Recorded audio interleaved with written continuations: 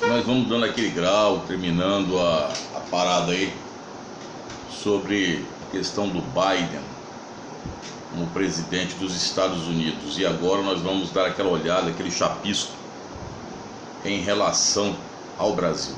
O que vai mudar na relação Estados Unidos-Brasil com a assunção de Biden, né, como presidente dos Estados Unidos. Primeira coisa, isso acho que eu já falei em vídeos anteriores, as relações de países, elas não são relações pessoais, interpessoais, de forma alguma. Relações de países são relações de estados. E assim sendo, filho, você tem um processo, né, de pragmatismo, ou seja, algo prático, situações que você vê, que os países consigam ver se estão tendo vantagens ou não dentro dos acordos estabelecidos, tanto comerciais quanto diplomáticos. O problema muitas vezes quando isso vai a uma rede social, e a rede social, infelizmente, como já falei, YouTube é terra de ninguém, acontece que as discussões elas ficam muito chãs, muito rasas, cada qual quer ter a razão, e ao invés de se discutir em níveis mais profundos. Por isso que eu particularmente no canal já falei isso, não emito opiniões de ordem de cunho pessoal de forma alguma. A partir do momento que você emite uma opinião de forma pessoal, aí fica difícil para você se defender e você fica super exposto numa rede social. Mas se nós pegarmos as relações Brasil e Estados Unidos, principalmente com a vinda de Dom João VI ao Brasil, vamos pegar isso aí, porque aí já começa o Brasil realmente ter uma certa independência dentro dos processos históricos. Os americanos vão ser os primeiros a ter um consulado aqui no Brasil, isso em 1815. Então o primeiro país, alguém poderia falar, professor, isso não faz parte de uma doutrina chamada doutrina Monroe? Sim, senhor. A América para os americanos, aquela coisa toda, né? Os americanos reconhecendo, então mostrando à Europa que já a partir daquele momento existia outro padrão de ordem dentro da América, sim senhor. E depois, em 1824, os Estados Unidos serão os primeiros a reconhecer a independência do Brasil, que foi em 1822. Então você vê que já existe uma relação Brasil-Estados Unidos antiga nesta situação. O primeiro chefe de Estado que foi visitar os Estados Unidos foi Dom Pedro II. Tá? Então você já vê que as visitas, né, já tem longa data dentro desse processo.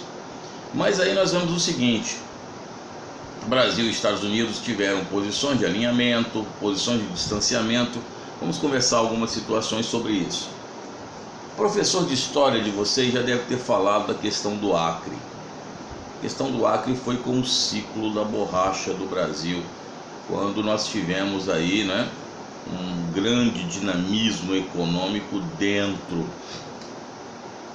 da Amazônia. E você sabe, e aí às vezes o professor fala e você às vezes não presta atenção, que ao Brasil adquirir o Acre, e isso foi em 1903 com o Barão de Rio Branco, né? Por isso, né, o Barão de Rio Branco é o símbolo das relações exteriores do Brasil, o símbolo do Itamaraty. Você sabe que o Brasil adquire o Acre, compra o Acre da Bolívia em 1903 pelo Tratado de Petrópolis, e depois em 1910 ele compra uma pequena parcela pelo Tratado do Rio de Janeiro, mas voltemos a 1903 com o Barão do Rio Branco. Mas ao mesmo tempo nós tínhamos uma gigantesca empresa transnacional norte-americana, The Bolivian Syndicate of New York City, que fazia prospecção de borracha lá na Amazônia Sudocidental, que hoje é conhecido como Acre. O Brasil não comprou e retirou a empresa, não. O Brasil também, na época, ele pagou a empresa lá, né, como se fosse uma desapropriação, para poder também ter o Acre. E foi caríssimo à época, só para você ter noção, foi muito caro à época. 10% do valor que ele pagou ao Acre. para a Bolívia. Então, o Brasil, de certa forma, os americanos, já desde a época do século XX, começa uma aproximação. Tem a Primeira Guerra Mundial, aí o Brasil vai exportar café, e lembremos que o Brasil já no século XIX começa a exportação. Lembremos daquela questão que eu já falei para vocês, que o café transforma-se numa bebida de resistência norte-americana contra o domínio inglês. De certa forma, alguma coisa de ligação entre Brasil e Estados Unidos, pouco, mas já era, até porque até pouco tempo atrás os norte-americanos pensavam que a capital do Brasil era Buenos Aires, por Buenos Aires por muito tempo ser a principal cidade da América do Sul. E depois nós temos a aproximação, e aí vai ter uma situação interessante na Segunda Guerra Mundial. Por que interessante? Porque Vargas, todo mundo sabe, ele era um indivíduo que era, como é que eu digo, fã, não é isso, alinhado ao nazismo e ao fascismo, não é? Mas ao mesmo tempo tinha que estar aliado aos Estados Unidos. Nós sabemos que a entrada do Brasil na Segunda Guerra Mundial, né, foi devido a alguns navios mercantes brasileiros terem sido atacados pelos alemães. Até hoje isso rende uma grande teoria conspiracionista, dizendo que não foi bem assim, que os americanos colocaram o dedo ali na ferida para o Brasil entrar na guerra. Mas a realidade é que o Brasil entrou na Segunda Guerra Mundial e nós nos alinhamos com os Estados Unidos ali. Inclusive no Brasil nós tivemos, acho que, cerca de 30 campos de concentração, onde ficaram alemães, onde ficaram japoneses, onde ficaram até italianos, alemães que chegaram na guerra. Então aconteceu todo esse processo e recebemos em troca os financiamentos para a chamada CSN em Volta Redonda, Companhia Siderúrgica Nacional. Então a pessoa, foi aquela história que foi criado o Zé Carioca para nós, isso, foi aquela história do Zé Carioca, que Disney cria o Zé Carioca, etc. também. Mas não foi só por isso, tem todo um processo geopolítico, é reduzir demais o processo geopolítico ao Zé Carioca, com todo o respeito e toda a admiração que eu tenha pelo Zé Carioca.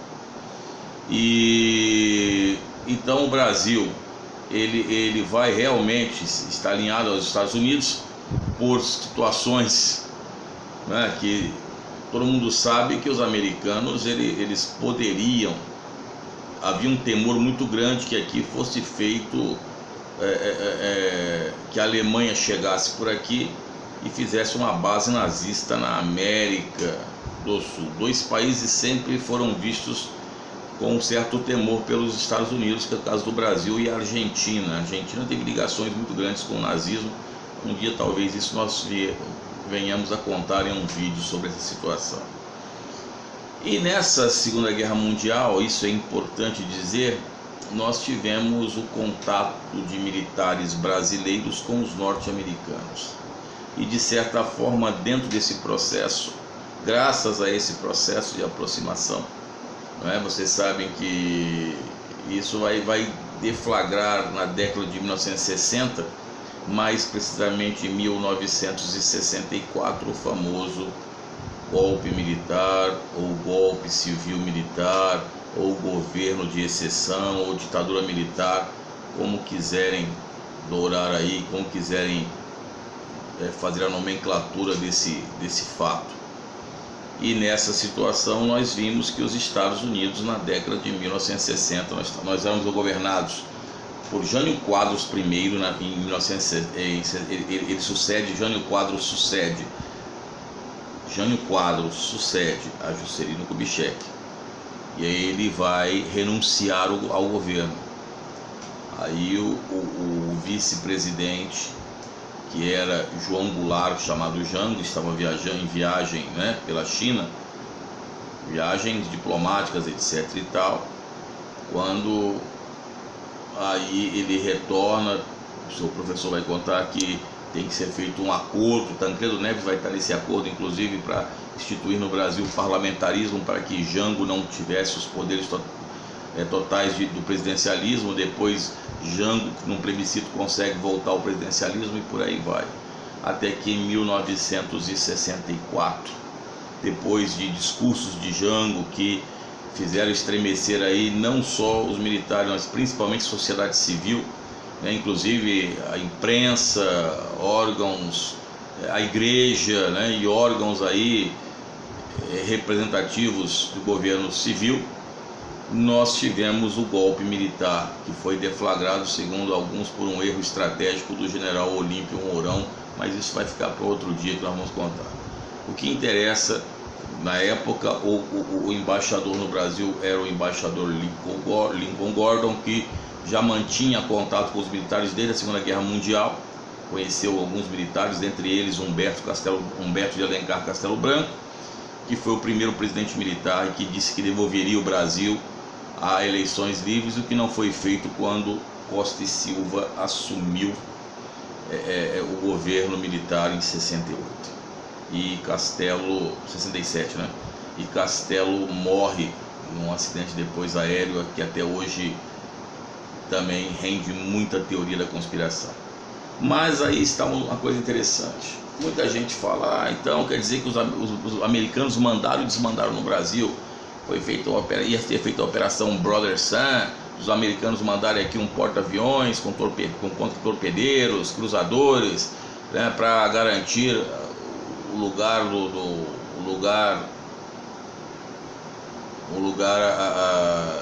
que o presidente precisa assumir. Isso. Os Estados Unidos influenciaram sobremaneira com Castelo Branco, e Castelo Branco depois criou o INCRA, Estatuto da Terra, né? Porque os americanos disseram para o Castelo Branco que país que não tem a reforma agrária é um barril de pólvora também, filho. Aí tivemos a Operação Condor, que foi aquela operação que se juntou aí os países do Cone Sul, mais Bolívia e outros países da América do Sul, caça aos comunistas também.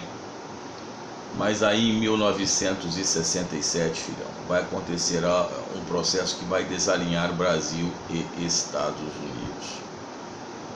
E aí eu vou falar no outro vídeo, porque senão vai ficar muito longo e você vai me matar. Então, nós temos aí 12 minutos até o governo de Castelo Branco, e em 1967 veremos qual o fator que houve o desalinhamento. E, por incrível que pareça, em todo o processo, o desalinhamento começa dos Estados Unidos com o Brasil nos governos militares. Fala conosco, fião, tamo junto, já Elvis.